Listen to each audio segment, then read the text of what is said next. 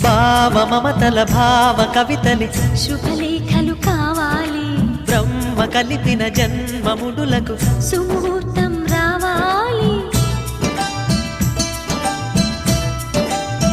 మా 7 అడుగుల జోడు నడకలు ఊరంతా చూడాలి, వేలు విలువని తోడు ఇమ్మని అక్షింతలు వేయాలి.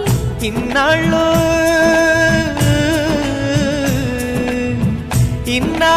ఎదురు చూసే ఆశల రాజ్యంలో రాణిని తీసుకువచ్చే కళకళ కనబడగా గుండె గూటికి పండుగొచ్చింది,